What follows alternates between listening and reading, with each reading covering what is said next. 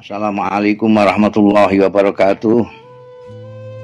Saudara-saudaraku yang saya cintai, khususnya kaum muslimin wal muslimat rahimakumullah. Agama Islam seperti kita ketahui merupakan agama yang mudah disebut agama samha, agama yang tidak sulit. Memang Tuhan tidak menghendaki kita sulit. Dalam ayat 185 Al-Baqarah, Allah berfirman, yuridullahu bikumul yusra wala yuridu bikumul usra.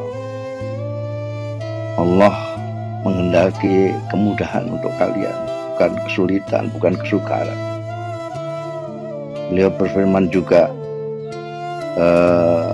di surat Al-Hajj 78, wa ma ja'ala alaikum fid dini min haraj.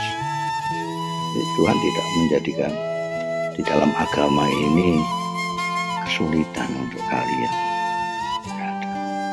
Bahkan Rasulullah SAW sendiri yang diutus Allah untuk membawa agama Islam ini menyatakan innad dina yusra. Perhatikan, bukan ad-dinu yusra, tapi bahkan innad dina yusra. Sungguh agama ini gampang, tidak sulit. Innad dina yusra, sungguh agama ini mudah. Tapi kalau ada orang yang memberat-beratkan yang mudah ini, yang ringan ini, dia sendiri yang akan kewalahan. Wala yusaddad dinu illa khulafa. Itu sabda Rasul dalam hadis sahih. Kenapa agama ini mudah? Karena Rasulullah yang membawa agama ini menyatakan, idza amartukum bi amrin fa'tu minhu mastata'tum, atau kama qala Rasulullah sallallahu alaihi wasallam. Kalau aku perintahkan kepadamu suatu perintah, kerjakan semampumu. Semampumu ini kuncinya. Ini yang membuat mudah. Allah sendiri berfirman dalam kitab sucinya Al-Quranul Karim, ittaqullaha mastata'tum. Takwalah kalian semampumu.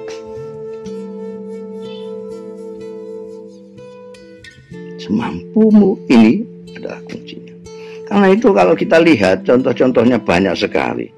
Kita diperintahkan sholat zuhur 4 rakaat, sholat asar 4 rakaat. Tapi ketika kita pergi jauh, kita bisa dapat korting. Asar 2 rakaat, zuhur 2 rakaat. Bahkan bisa kita gabungkan antara zuhur dengan asar, 2 rakaat disebut jamak qasar. Jadi tergantung kondisi kita, karena agama itu untuk kita, bukan untuk Allah, untuk kita. Jadi Tuhan menjadikan kondisi kita sebagai perhitungan. Kita kondisinya kayak apa? Kita di rumah sembahyang 4 rakaat, perjalanan jauh 2 rakaat.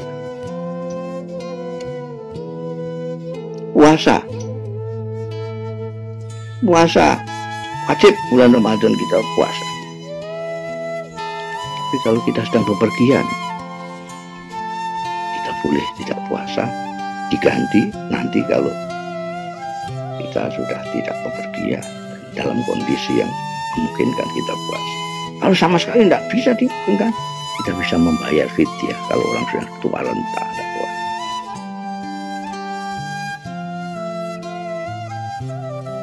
Kita tidak bisa Jumatan, kita bisa. Kenapa nggak bisa Jumatan? Karena ada uzur. Misalnya hujan lebat, ada hujan lebat. Dulu sudah pernah ada hujan lebat. Hayya 'alas sholahnya oleh muadzin diganti ala shollu fi buyutikum. Jadi salat Jumat bisa diganti salat zuhur. Kita ada ke masjid tapi di rumah. Itu kalau hujan lebat saja bisa dijadikan uzur untuk kita tidak Jumatan. Nah ini ada virus menular yang mengguncangkan dunia, bahkan membuat panik orang banyak.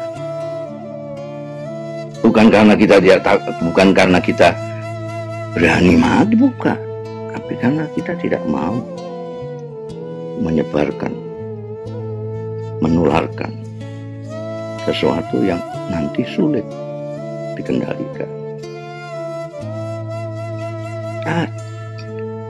Karena itu kita nggak bisa silaturahmi sama kawan-kawan, kita tidak bisa sholat tahiyatul masjid. Kita bisa sholat duha, kita bisa sholat qobliyah ba'diyah duhur. Kurang banyak kita qobliyahnya 4 kali. Bisa. Sendirian kita tidak bisa melakukan zikir. Ingat, Rasulullah Shallallahu Alaihi Wasallam bersabda, "Kullu sulama minan nas." Setiap persendian kita ini bisa menjadi ibadah, bisa untuk kita jadikan sarana melakukan amal-amal yang baik. Kita berzikir, kita berselawat, kita beristighfar. Bahkan istighfar dan selawat ini sangat perlu pada saat sekarang, karena Allah tidak akan mengazab suatu kaum selama Rasulullah ada di tengah-tengah mereka, dan Allah tidak akan menyiksa suatu kaum selagi kaum itu beristighfar. Kita bersalawat mengharap hadirnya Rasulullah Shallallahu Alaihi Wasallam di tengah-tengah kita dan beristighfar. Mudah-mudahan ada manfaatnya, mudah-mudahan wabah yang menggunjingkan dunia ini segera dihilangkan oleh Allah Subhanahu wa Ta'ala. Rahmatnya dikembalikan kepada kita semua. Kalian semua sehat walafiat, lahir dan batin. Yang terpapar juga segera sembuh. Wassalamualaikum warahmatullahi wabarakatuh.